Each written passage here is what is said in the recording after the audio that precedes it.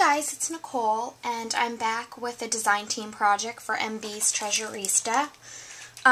It started out as a paper mache heart box, just a little one, and I needed something to send some goodies to someone out of state, and they're edible goodies, so I really didn't want to do too much work in the inside of the box, like painting and stuff, because it was going to touch food.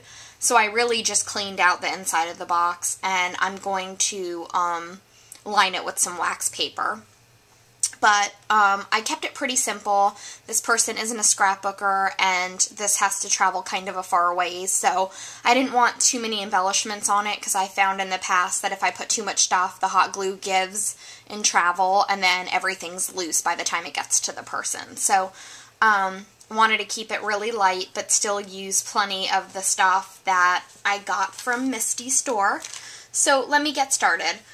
The first thing I did was I painted the side of the box using this warm white by Folk Art, and then I took a stippling brush, and if you guys don't know what that is, this is like a stippling brush, and then I dry brushed some blue in Sky Blue by Folk Art around the edges, and then I used some of her beautiful love ribbon or lace to line the bottom. I was going to put some pearls right here, but then I thought that they would loosen and travel, so I didn't. I just kind of kept with my theme of being really, really simple, but still handmade. And that lace is called White and Blue Love Lace, and it's so cute. It says love all the way around, and then it has these hearts. So I've been really wanting to use it, but I don't use a lot of blue in my scrapbooking, I've noticed, so this was an opportunity to kind of put to use all of the blue products that Misty gave me.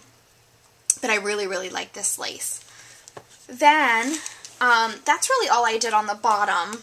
And then when you open it, like I said, I kept it really clean because I'm going to line this with wax paper, and then I have some of this stuff. Let me show you. Some of this paper crinkle to put on the bottom. So I just felt like if you're going to put edible stuff in the inside, you really shouldn't cover it with paint. So that's really all I did on the bottom here, but then I took the opportunity to really decorate the lid since the food's really not going to touch it. So inside the lid, the paper collection I used is the Romantique by Prima. And I liked it because it had some blues, but still had some of the other colors that I like to use for Valentine's Day projects.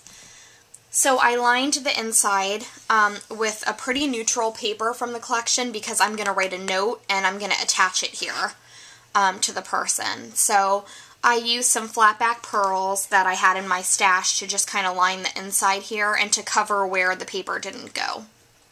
And I like the way that that turned out.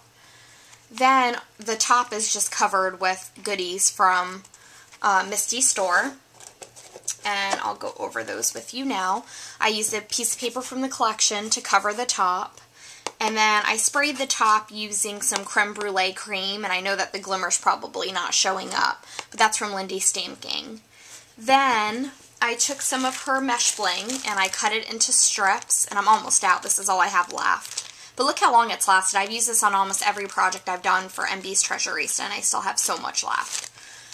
And I lined the edges here, and I really like the way that that turned out. And I even put a little bit on my tag here just because the butterfly had some bling, this had some bling, so I felt like I needed to bring some over here. Then I used some of the satin organza ruffled trim in the light blue, and this is all I have left. Because I've used it so much. And I edged the whole top of the box with that. I like the way that that turned out. I love this lace. It's so pretty. And it's so sturdy. That's like my favorite thing about it.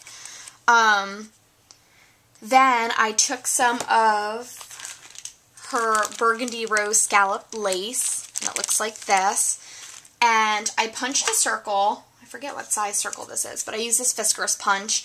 And then I took the ribbon and kind of went around ruching it as I went and created this little rosebud.